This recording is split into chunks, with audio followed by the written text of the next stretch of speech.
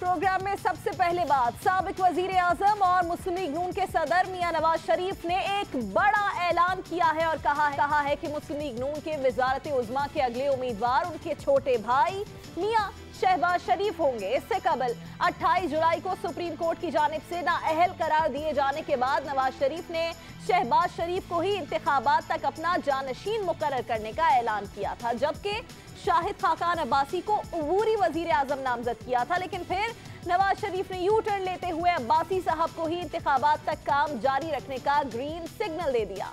इस दौरान दोनों भाइयों के दरमियान बाज़ मामलात पर इख्तिलाफात की खबरें भी सामने आती रहीं, लेकिन अब नवाज शरीफ ने बड़ा ऐलान कर दिया है कि शहबाज शरीफ ही वजारत उज़्मा के लिए उनकी पार्टी के उम्मीदवार होंगे। और इस बारे में जब वजीर आला पंजाब शहबाज शरीफ से पूछा गया तो उनके दिल की बात भी जुबान पर आ ही गई।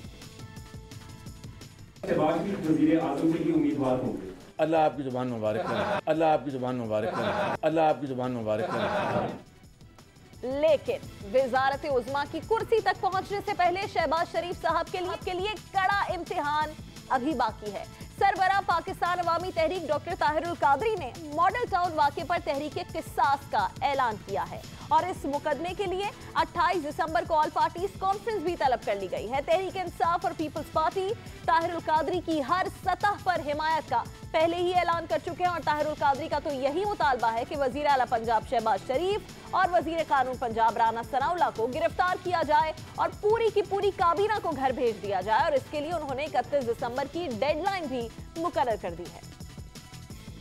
शहबाज शरीफ साहब, नवाज शरीफ साहब, राना सनाउल्लाह, आपकी सारी हुकूमती और सियासी टीम इस्तीफा दे दें,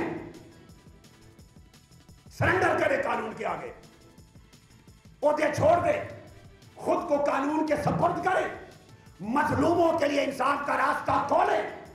नहीं तो 31 दिसंबर की डेट गुजरने पर मैं इंशाअल्लाह ताला अगले लायामल का ऐलान करूंगा। ये हैं ताहिरुल कादरी साहब के ख्यालात। लेकिन दूसरी तरफ 15 दिसंबर को लाहौर की इंसदादी दहशतगर्दी अदालत ने भी मॉडल टाउन मुकदमे में तमाम 121 नामजद मुल्जिमान को 22 दिसंबर के नोटिस जारी किए थे, जिस पर समाअत अब 5 जनवरी तक मुलतवी कर दी गई है। मॉडल टाउन वाक़े में तहरीक मिनहाजुल कुरान मरकज के करीब पुलिस और पाकिस्तान अवामी तहरीक कारकुनान के दरमियान तसादुम हुआ था।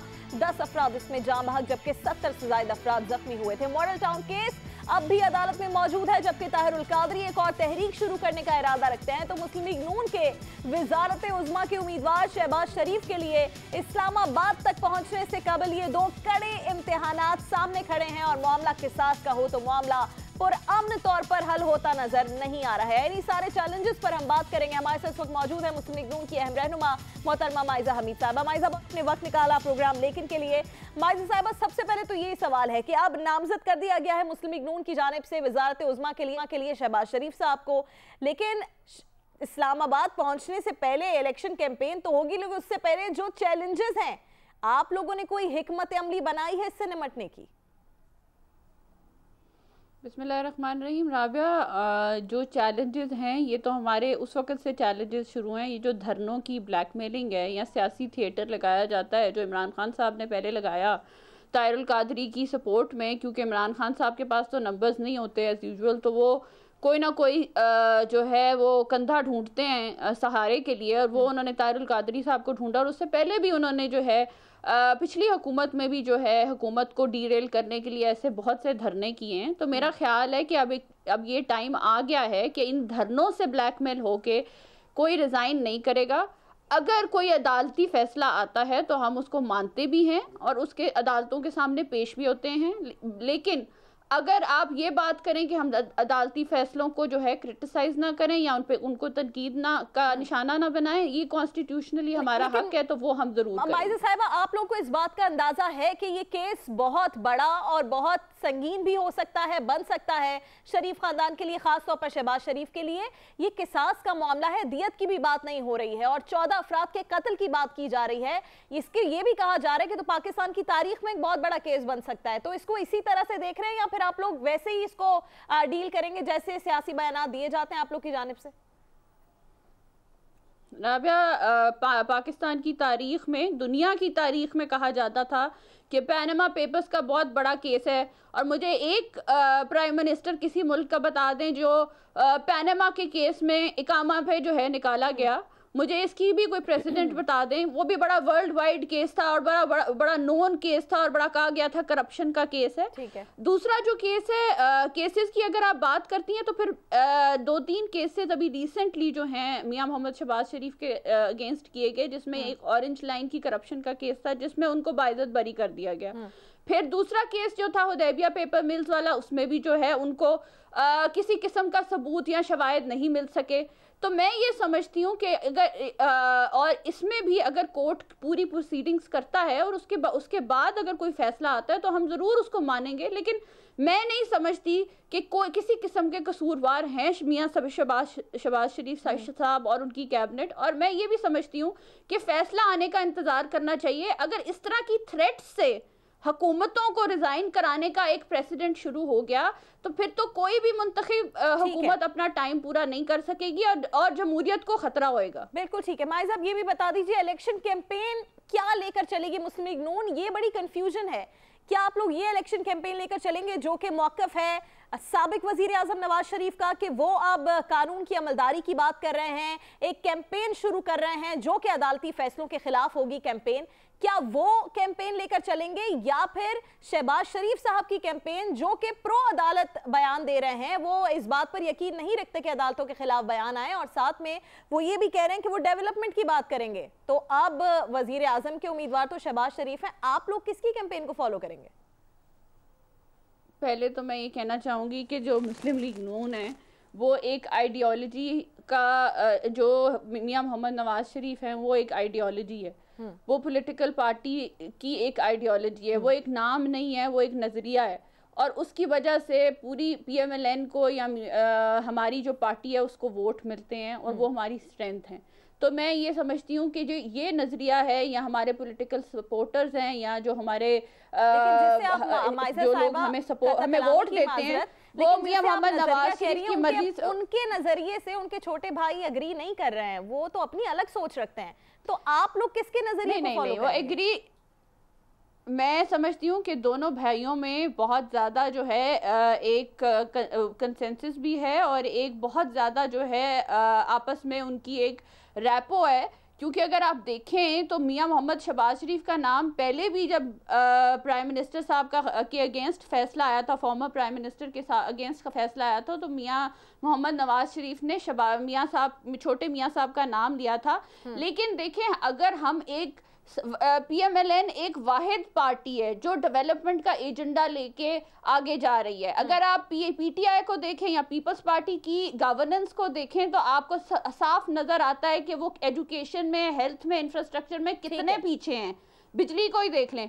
तो अगर ये डेवलपमेंट का एजेंडा शहबाज शरीफ साहब लेके चल रहे हैं पंजाब में और वो चाहते हैं कि ये एजेंडा कंप्लीट हो और वो इसीलिए वो चाहते थे कि वो पंजाब में नहीं, तो आई थिंक उन्होंने एक बहुत अच्छा स्टेप लिया। अगर कंसेंसस है माइजा तो फिर ये यू टर्न्स क्यों लिए जाते हैं? आप लोग तो यू टर्न का इल्जाम इमरान खान साहब पर लगाते हैं, लेकिन ये वजीर आजम वाले मामले पर तो नवाज शरीफ साहब का यू टर्न हमने देखा है। उन्होंने भरी महफिल में सबके सामने ये ऐलान किया कि वजीर आजम जो बनेंगे वो शहबाज शरीफ बनेंगे, अबूरी तौर पर शाहिद खाकान अब्बासी बनेंगे, फिर कंटिन्यू शायद खाकान अब्बासी से करवाने। तो अब भी ऐसा तो नहीं होगा कि अब इन्होंने अनाउंस कर दिया है कि मुस्लिम लीग नून की तरफ से शहबाज शरीफ नामजद हैं वजीर आजम के लिए, फिर किसी और का नाम सामने आ जाए? अब एक दफा यू टर्न ले लिया तो दूसरी बार ना आ जाए।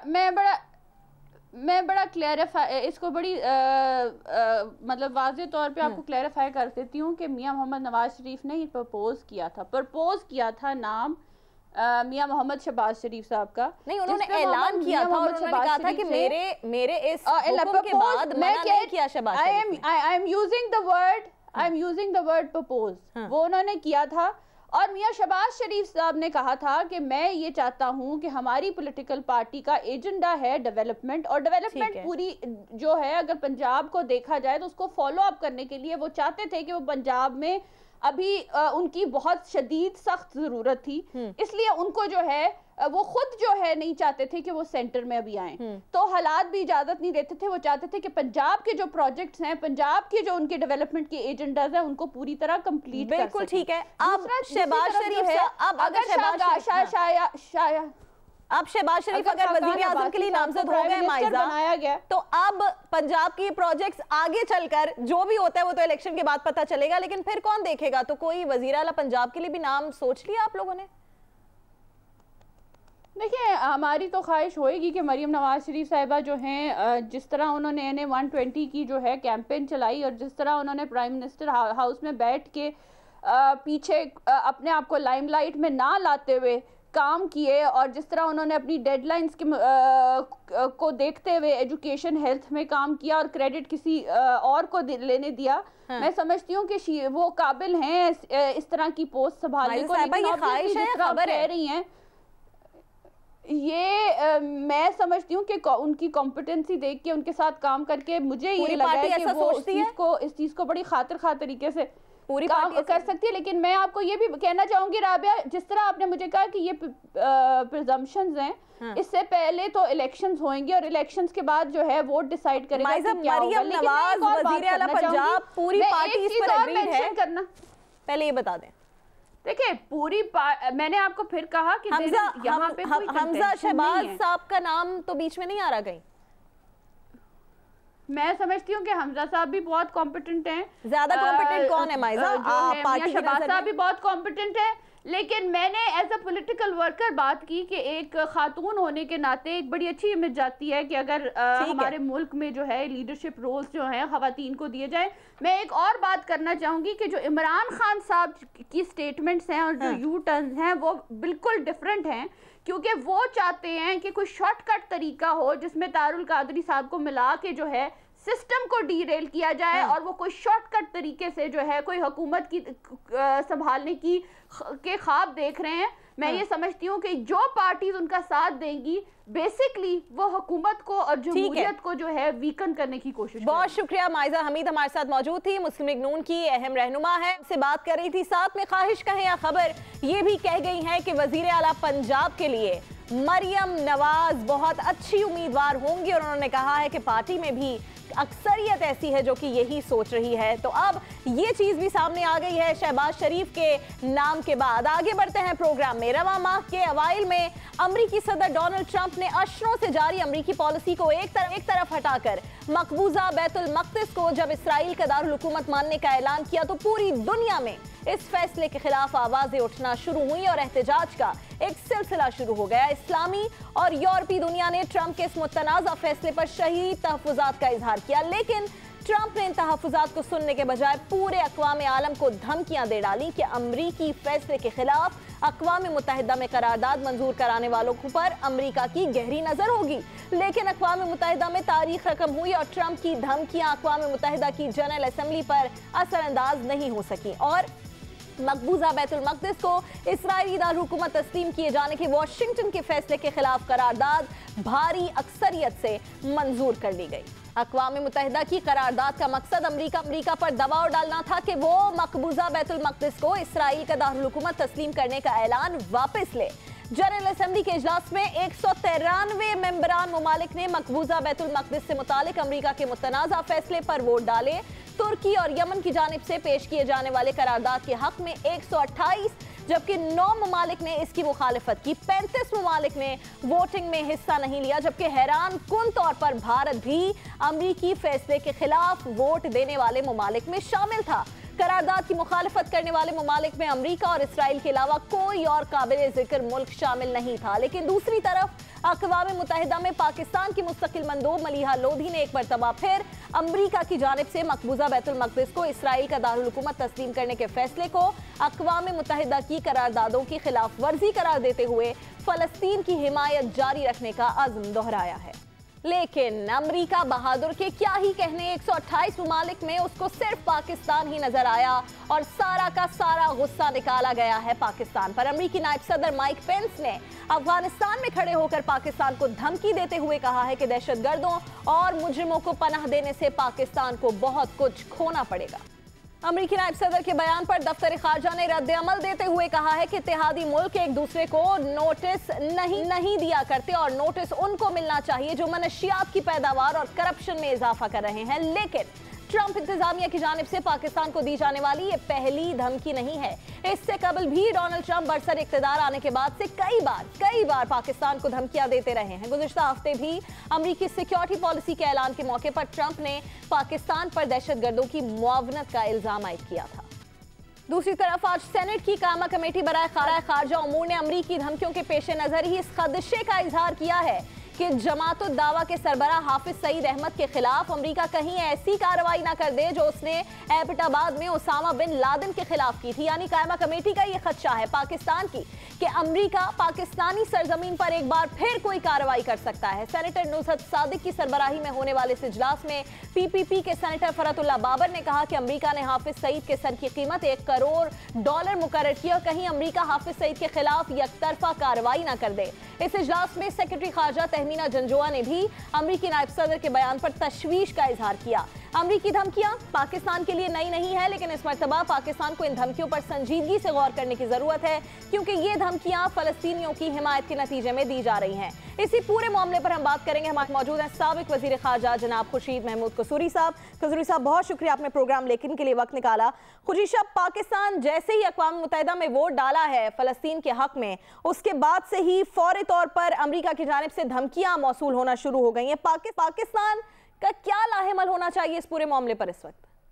देखिए, मैं क्योंकि अभी लाहौर पहुंचा हूं और आपकी बातों से पता चला है मुझे कि कोई धमकियां दी हैं। मुझे उन धमकियों की नौयत का तो इल्म नहीं, ठीक है, लेकिन बढ़िया ये भोंडे तरीके से मैं समझता हूं ये जो प्रेसिडेंट ट्रंप की एडमिनिस्ट्रेशन है खारजा पॉलिसी के सिलसिले में उनका जो बिहेवियर रहा है, यही मैं अंग्रेजी में वल्गर लफ्ज है और उर्दू में कम से कम मैं कहूँगा भोंडे तरीके से वो करे। उनको शायद अंदाजा नहीं है कि जब से मॉडर्न स्टेट यानी रियासत का अमल आया है, वेस्टफेलियन स्टेट का 17वीं सेंचुरी से, उस वक्त से सॉवरेन इक्वालिटी ऑफ नेशंस का एक बड़ा मुस्तनद असूल है, सॉवरेन इक्वालिटी ऑफ नेशंस। और ये जिस किस्म का लहजा अपनाया जा रहा है बहुत अफसोसनाक है। और पाकिस्तान बहरहाल कुछ ऐसी चीजें, और अमेरिका को अंदाजा होना चाहिए कि कोई कौम अपनी ना सालमियत पे और ना अपना जो उसका नेशनल ऑनर होता है उस पे कोई कॉम्प्रोमाइज नहीं कर सकता। और अगर इस किस्म की धमकियां दी जाएंगी, जो कि मुझे नहीं पता कि फलस्तीन के जैसे आप कह रही हैं फौरन बात दी है, क्योंकि मैंने अभी मैं लाहौर पहुंचा हूं, मुझे नहीं इल्म है ना टीवी रेडियो। जी ठीक है, अब पॉइंट ये है कि चाहे जनरल असेंबली में इस पूरे मामले पर, बैतुल मक़दिस के मामले पर आइसोलेशन का शिकार हो या फिर इतनी सपोर्ट नहीं मिली है अमेरिका को, उसके बावजूद बहरहाल सुपर पावर तो है पाकिस्तान, क्या इस सिचुएशन में अफोर्ड कर सकता है कि मजीद तलखी पैदा हो पाकिस्तान और अमेरिका के ताल्लुकात में? देखिए, मैं तो इसका हामी रहा हूँ कि चीन के अलावा पाकिस्तान के अमेरिका के साथ बहुत अच्छे ताल्लुकात होने चाहिए, लेकिन अंग्रेजी में कहते हैं ओनली टू कैन टैंगो। ये तो दोनों को करना पड़ेगा ना, ये जिम्मेदारी सिर्फ एक की तो नहीं है। अच्छे ताल्लुकात तो लाजमी हमें कोशिश करनी चाहिए, लेकिन क्या ये तरीकाकार अमेरिका का मुनासिब है जो उसने अपनाया हुआ है, ये उसको भी सोचना पड़ेगा। और ये ऐसा नहीं है कि को हम पे एहसान कर रहे हैं, जैसे घड़ी घड़ी बता रहे हैं कि जी हमने इतनी मदद की, और जो मुल्क हमसे मदद लेते हैं उनको एक किस्म की कह रहे हैं कि कीमत अदा करनी पड़ेगी। ये उनको अंदाजा होना चाहिए कि फॉरेन पॉलिसी में पाकिस्तान का एक कलीदी रोल रहा है। ये दूसरी बात है कि पाकिस्तान में तो जरूर बहस होती रही है कि हमारा जो अभी सोवियत यूनियन के इन्हदाम में हमारा रोल रहा अफगानिस्तान में 1979 में सोवियत यूनियन की इन्वेजन के बाद, उस पर मुल्क के अंदर तो बहस है कि हमने बहुत भारी कीमत अदा की है, लेकिन अमेरिका को नहीं भूलना चाहिए कि जब से पाकिस्तान और अमेरिका का इल्हाक हुआ है वो कोई एहसान नहीं करे, म्यूचुअल नीड होती है, कन्वर्जेंस ऑफ इंटरेस्ट होता है। वो अगर कर रहा है तो उनको भी फायदा है। और अगर वो 128 मुल्कों को जिन्होंने उनके खिलाफ वोट दिया है, ये भूलना में नहीं चाहिए। उसमें तो मिस्र भी शामिल है, उसमें जॉर्डन भी शामिल है, तो क्या ये उन सब के खिलाफ क्या करेंगे? इनको ये सोचना चाहिए कि इस किस्म का बिहेवियर बंद करें, नहीं तो आप देख लीजिए कि यूरोपियन यूनियन में भी ये तनाव हो गए हैं।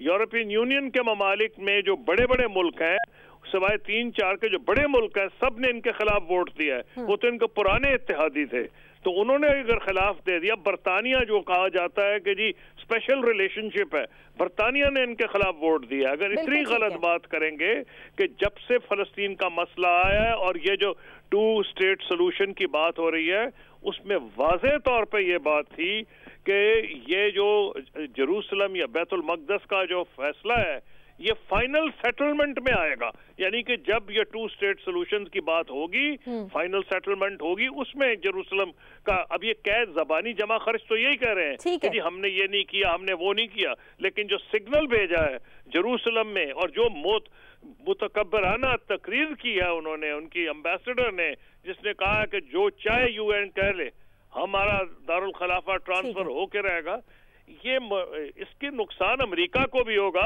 और जहां तक पाकिस्तान का ताल्लुक है, तो दोनों तरफ से बेहतर होंगे ताल्लुकात, दोनों तरफ से होंगे। कुसरी साहब, आखिर में सिर्फ आपसे पूछना चाहूंगी, आज की खबर है कि सेनेट की खारजा उमूर की कमेटी में कुछ अरकान हैं जिन्होंने ये खदशा जाहिर किया कि हाफिज सईद के खिलाफ भी अमेरिका उस तरह की कार्रवाई कर सकता है जैसे कि एबटाबाद में उसामा बिन लादेन के खिलाफ की गई। आपको लगता है कि अमेरिका इस हद तक जा सकता है दोबारा? देखिए, मैं आपको ये कह रहा हूँ, अगर उन्होंने ये किया तो मैं प्रेसिडेंट ट्रंप को तो नहीं प्रेडिक्ट कर सकता कि उनके जहन में क्या है, लेकिन अगर उन्होंने किया तो ये मैं जरूर प्रेडिक्ट कर सकता हूँ, क्योंकि ये मसला हाफिज सईद का नहीं, किसी और का नहीं, ये पाकिस्तान की नेशनल सॉवरेनिटी का। अगर पाकिस्तान की सरजमीन पे हमला करते हैं, अभी तक तो हो रहा था ना जी ट्राइबल एरिया, बॉर्डर अफगानिस्तान, अगर वो कल लाहौर के करीब कहीं, जैसे आपका इशारा हो रहा है के मुरीद के पे या कई, तो एक बात तो क्लियर है कि पाकिस्तान के अवाम का जो रद्द अमल होगा वो इतना सख्त होगा कि हुकूमत पाकिस्तान अगर चाहेगी भी तो उसके लिए बहुत बड़ी मुश्किलात होंगी, कंट्रोल करना फिर मुश्किल होगा। खुर्शीद कसूरी साहब, बहुत शुक्रिया अपने प्रोग्राम लेकिन के लिए वक्त निकाला। नई हल्का बंदियों के मामले की संगीनी को देखते हुए आज इलेक्शन कमीशन का हंगामी इजलास बुलाया गया, जिसमें सेक्रेटरी इलेक्शन कमीशन बाबर याकूब ने तैयारियों की यकीन दहानी तो करा दी, लेकिन हतमी तारीख का ऐलान करने से वो कासिर ही रहे। आज की मीटिंग के बाद के हमने 16 दिन दिए हैं तमाम मुतल्लिका अथॉरिटीज़ को नक्शों की फराहमी के लिए, और जैसे ही हमें नक्शे फराहम होंगे तो हम इंशाल्लाह डिलिमिटेशन का काम शुरू करके उसको वक्त मुकर्रर में मुकम्मल कर देंगे। जो डिलिमिटेशन की प्रपोज़ल है वो हमने उसके लिए 45 दिन रखे हैं कि वो 45 दिनों में वो मुकम्मल हो जाएगी, और 1 महीना ऑब्जेक्शंस के लिए और 1 महीना उसकी डिस्पोजल के लिए, यानी कि ये बने 3 महीने 15 दिन के अंदर अंदर इंशाल्लाह कानून के मुताबिक हम डिस्पोजल करेंगे। इलेक्शन कमीशन पहले भी ये वाज़ेह कर चुका है कि आम इंतखाबात मुकर्ररा वक्त पर ही होंगे, लेकिन इमरान खान डेडलाइंस दिए जा रहे हैं। इमरान खान जलसों के अलावा ऐसे ऐलानात समाजी वेबसाइट ट्विटर पर भी करते रहते हैं, और इसी हवाले से अपनी ताज़ा तरीन ट्वीट में इमरान खान साहब कहते हैं, जिसका तर्जुमा हम आपके सामने पेश करेंगे। उन्होंने कहा है कि मुल्क में सियासी खला के बाइस गवर्नेंस का निज़ाम तितर बितर है और कबल अज वक्त इंतखाबात ही इसका वाहिद हल है। आईनी तरमीम की मंजूरी के बाद इलेक्शन कमीशन हल्का बंदियों का अमल जल्द अज जल्द मुकम्मल करने का पाबंद है, लिहाजा इलेक्शन कमीशन को पूरा अमल 3 माह में मुकम्मल करना चाहिए। तहरीक इंसाफ हीले बहानों से इंतखाबी अमल में ताखीर बिल्कुल गवारा नहीं करेगी, ये कहना था इमरान खान साहब का। उन्होंने ट्वीट की है इलेक्शंस के हवाले से। इमरान खान इस बात को अच्छी तरह जानते हैं कि नई हल्का बंदियां आईनी जिम्मेदारी और इसके बगैर इंतखाबात की कोई कानूनी अहमियत नहीं है, लेकिन फिर भी वो कबल अज वक्त इंतखाबात का मुतालबा कई मरतबा कर चुके हैं। ये कोई बनाना रिपब्लिक है, ये कोई गवर्नमेंट चल रही है, लिहाजा एक जमहूरियत में चंद महीने तो रह गए इलेक्शन के, आप थोड़ा पहले भी कर दें, क्या प्रॉब्लम होना है इलेक्शन का? क्यों नहीं करते? ये डेमोक्रेसी का हिस्सा है, क्योंकि इस वक्त गवर्नमेंट है ही नहीं, गवर्नमेंट नाम की चीज नहीं है, कोई पब्लिक के अंदर कोई क्रेडिबिलिटी नहीं है। गवर्नमेंट पाकिस्तान के लिए बेस्ट इस वक्त इलेक्शन है, क्योंकि और तो कोई तरीका नहीं है जमहूरियत में आगे बढ़ने का। ये डेमोक्रेसी का हिस्सा है, इंतखाबात वक्त से पहले हो जाए तो कोई मसला नहीं है। इमरान खान बार बार ये कहते हैं। एक जानिब इमरान खान फौरी इंतखाबात के मुतालबे से पीछे नहीं हट रहे और हर बार कबल अज वक्त इंतखाबात का जिक्र जरूर छेड़ते हैं, लेकिन दूसरी तरफ उनकी ही पार्टी असेंबली में जाकर नई हल्का बंदियों के लिए वोट दे देती है। ये जानते हुए कि नई हल्का बंदियों का अमल शुरू हुआ तो बात मई 2018 तक जाएगी।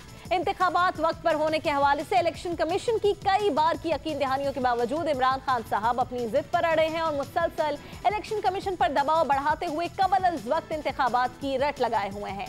क्या इंतखाबात वक्त पर होंगे, वक्त से पहले होंगे, कितना वक्त लगेगा? अपने नाम की आसानी के लिए, उनकी समझ के लिए हम बात करेंगे। हमारे साथ मौजूद है तर्जुमान इलेक्शन कमीशन जनाब हारून शिनवारी साहब। शिनवारी साहब, क्या समझते हैं आप, इलेक्शन कब होंगे और इस हवाले से क्या तैयारी करनी है, हमारे नाजरीन की समझ के लिए बता दीजिए।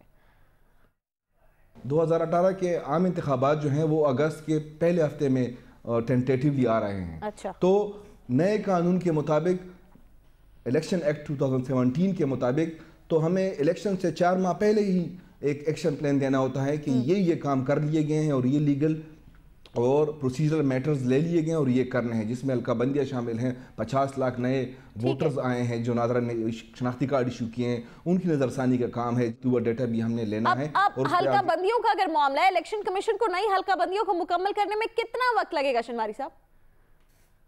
हमें चाहिए 5.5 महीने। ये बिल्कुल क्लियर बात है कि हमें 5.5 महीने चाहिए। बड़ा टाइट शेड्यूल करके हमने इसको हल्काबंदी के काम को, और इसको ये समझने की ज़रूरत है कि हल्काबंदी का काम है क्या। जो लोग ये तासुर रखते हैं कि ये शायद 1 महीने या 1.5 महीने का काम है, ये बिल्कुल नहीं है। देखें, इसमें 5.5 माह का जो हमारा शेड्यूल है टाइट। बिल्कुल ठीक है शिनवारी साहब, बहुत शुक्रिया, आपने वक्त निकाला। और जैसे कि हमने आपको बताया कि क्या इस वक्त इलेक्शन कमीशन सोच रहा है, क्योंकि एक तरफ इमरान खान साहब बार बार ये बात दोहरा रहे हैं कि वक्त से पहले इंतखाबात होने चाहिए, लेकिन क्या ऐसा हो सकता है, ये आपके सामने शिनवारी साहब ने रख दिया। हम बात करेंगे एक अनोखी दरखास्त की जो पहुंची है पेशावर हाई कोर्ट, और ये दरखास्त लेकर पहुंचे हैं मोहम्मद खुर्शीद खान एडवोकेट। इसमें मौकफ इख्तियार किया गया है कि दहशतगर्दी के खिलाफ जंग में पुलिस के शोहदा को उनका हक नहीं मिल रहा, और अदालत से इस्तदा की गई है कि चूंकि शहीद जिंदा होता है इसलिए उनकी शहादत के बाद भी हुकूमत उनकी तनख्वाहें और दीगर मराआत रिटायरमेंट की उम्र तक जारी रखे और इसमें किसी किस्म का इम्तियाज ना किया जाए।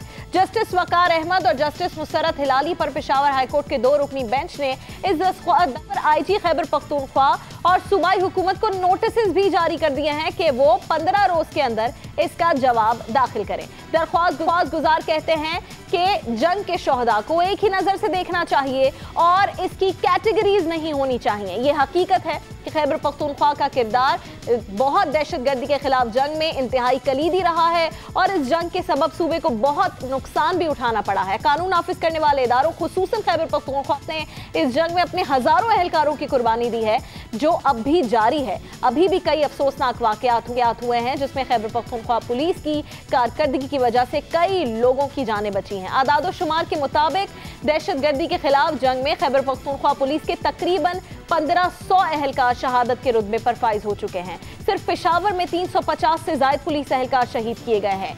पुलिस शोहदा के हवाले से पेशावर हाईकोर्ट में दायर की गई दरख्वास्त गुजार की नीयत पर शक नहीं किया जा सकता, लेकिन यह भी हकीकत है कि पिटीशन अपनी नौयत की एक अनोखी दरखास्त है। इसी पर हम बात करेंगे। हमारे साथ इस वक्त मौजूद है पेशावर से जियो न्यूज की नुमाइंदा नादिया सुबूही, जो कि इस स्टोरी को कवर भी कर रही है। नादिया, अब ये एक इंतहाई खास नौयत की दरखास्त जमा तो करवा दी गई है, अदालत में इसकी समाअत हुई, उसमें क्या हुआ, क्या सोचा जा रहा है इस पूरे मामले पर? जी राबिया, जैसे आपने कहा कि ये अनोखी रिट है जो सुप्रीम कोर्ट के सीनियर वकील खुर्शीद खान की तरफ से दायर की गई है, और वाकई जब ये अदालत में भी जब इस पे चीफ जस्टिस की तरफ से जजेस की तरफ से जो रिमार्क्स आए हैं वो बिल्कुल वो भी अनोखे ही हैं। उसकी वजह ये बताई जा रही है कि जो रिट में दरख्वास्त गुजार का मौक़िफ़ है वो ये है कि कुरान की आयत के मुताबिक शहीद हमेशा जिंदा रहता है, शहीद मरते नहीं है। इसलिए उनके जो लवाहिकीन हैं, जो वर्सा हैं, उनको जब तक उनकी रिटायरमेंट की उम्र नहीं होती उस वक्त तक उनको तमाम मराहत मिलने चाहिए। दूसरी रिट में जो एक अहम चीज़ है, और यकीनन खैबर पख्तूनख्वा गुज़िश्ता कई सालों से दहशतगर्दी के खिलाफ जंग लड़ रहा है और बहुत जानी, इंसानी, माली बहुत ज़्यादा नुकसान उठा चुका है, और यही रिट में मौक़िफ़ भी यही है कि चूँकि खैबर पख्तूनख्वा में बहुत सारे पुलिस एहलकार अफसरान अपनी जानों से गए हैं, उनकी जो फैमिलीज हैं पीछे वो बहुत मुश्किलात से दो चार हैं, जबकि जो मराद दी जानी चाहिए थी, जो शोहदा पैकेज के हवाले से जो इनको पैकेजेस का ऐलान कर दिया जाता है, वो भी इनको वक्त पर नहीं मिलता, जिससे इनके ख़ानदान को काफ़ी मुश्किलात का सामना करना पड़ रहा है। और उनका यही कि सबसे अहम, चूँकि हम मुसलमान हैं, इस्लाम हमारा मजहब है, उसके मुताबिक कुरान में भी ये है कि शहीद जिंदा है तो उसकी तमाम जो मराहत हैं शोहदा पैकेज में इसमें ऐड करनी चाहिए, ताकि उस शहीद के जो वर्सा हैं वो अपनी ज़िंदगियों में आसानियाँ ढूंढ सकें, उनकी ज़िंदगियाँ आसान हो सकें। जी ठीक है नादिया, मैं ये पूछ रही थी कि जजेस के इस पर क्या रिमार्क सामने आए?